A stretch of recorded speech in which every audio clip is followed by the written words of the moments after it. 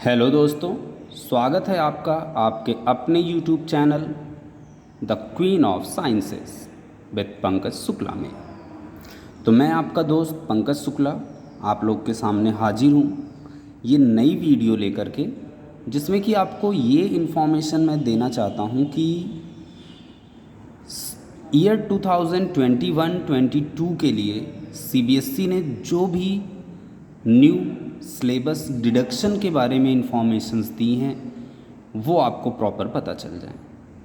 तो ये आपका क्लास 9th मैथमेटिक्स से रिलेटेड सिलेबस डिडक्शन है जो कि मैं आपको यहाँ पे बता रहा हूँ। आप अपनी NCERT की टेक्स्ट बुक निकाल लीजिए और जिस तरीके से मैं आपको बताता जाऊँ आप उसको टिक करते जाइए, जिससे कि आपको अपनी प्रॉपर चीज़ें पढ़ने में हेल्प मिले।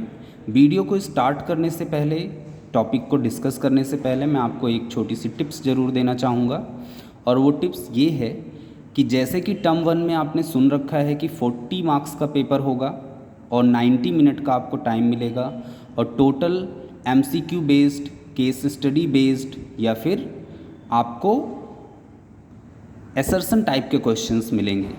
तो MCQ के लिए आप क्या कर सकते हैं, NCERT एग्जाम्पलर की बुक डाउनलोड कर सकते हैं, परचेज़ कर सकते हैं। उसमें आपको हर चैप्टर की पहली एक्सरसाइज टोटल MCQ दी जाती है, वहाँ से आपको MCQs मिल जाएंगे। RS अग्रवाल की बुक से आप MCQs लगा सकते हैं, बुक के हर चैप्टर के लास्ट में MCQs दिए होते हैं।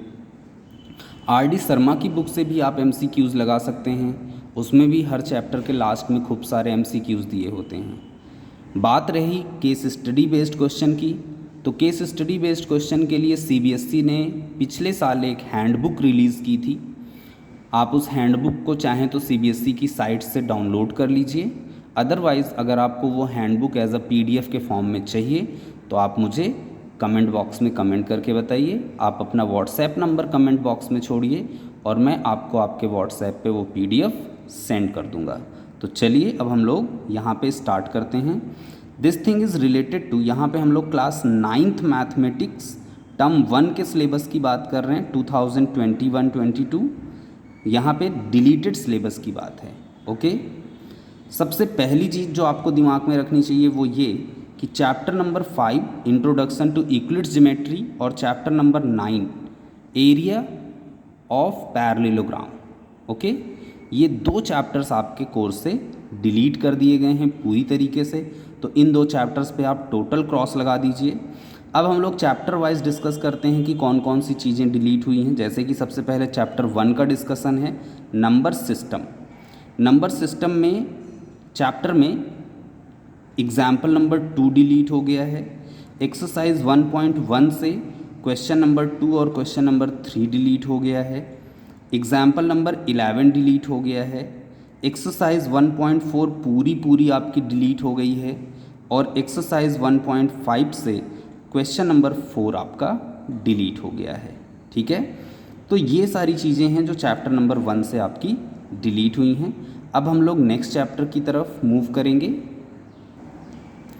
नेक्स्ट चैप्टर जो आपका टर्म 1 में आ रहा है वो है chapter number 4 linear equation in 2 variable.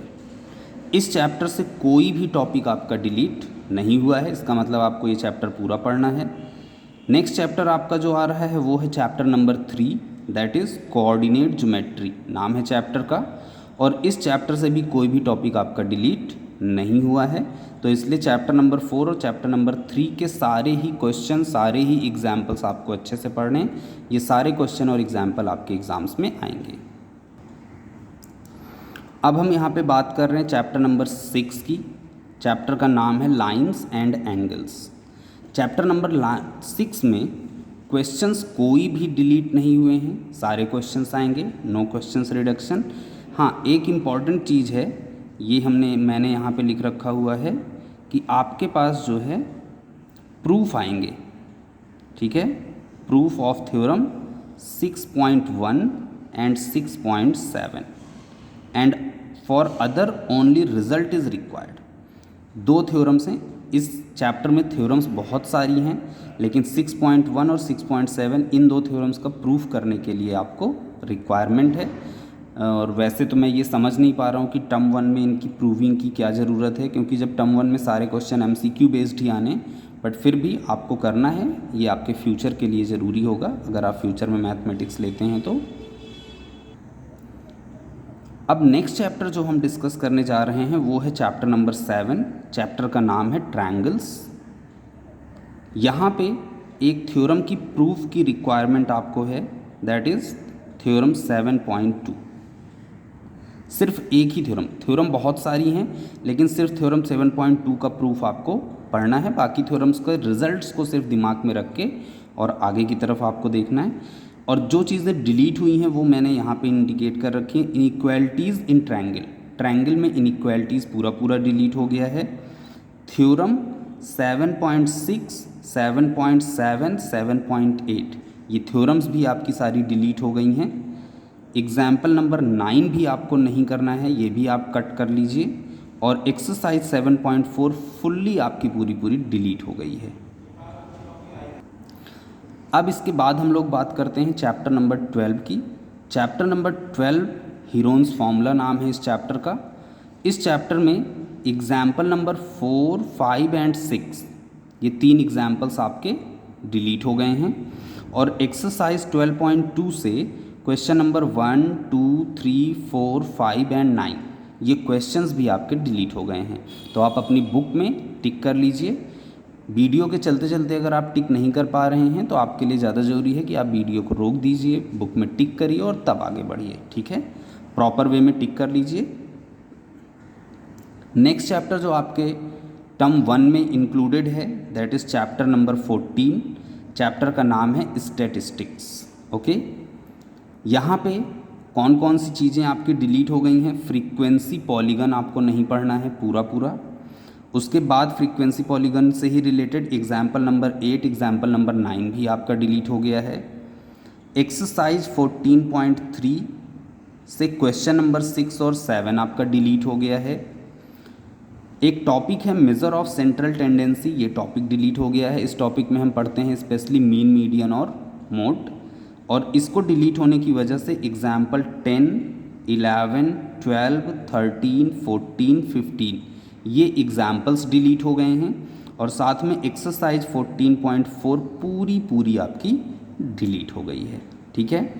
तो ये आपका ओवरऑल टर्म 1 का सिलेबस है जो कि आपको टर्म 1 में कवर करना है। टर्म 1 का एग्ज़ाम मोस्ट प्रोबेबली आपका लास्ट ऑफ द नवंबर या दिसंबर फर्स्ट वीक के आसपास होगा, जिसमें कि टोटल 40 मार्क्स के क्वेश्चंस आएंगे। क्वेश्चन पेपर 40 मार्क्स का होगा। कितने क्वेश्चंस कंटेन करेंगे ये तो अभी नहीं बताया जा सकता है, इसके लिए अभी फॉर्मेट आना बाकी है। वो जब आएगा तो मैं आपको उसके लिए अपडेट कर दूंगा तुरंत, ठीक है।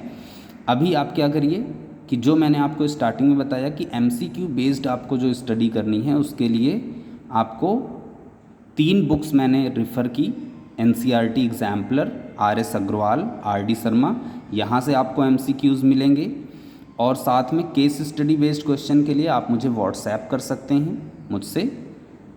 आप कमेंट बॉक्स में अपना व्हाट्सएप नंबर छोड़िए, मैं आपको मटेरियल दे दूँगा।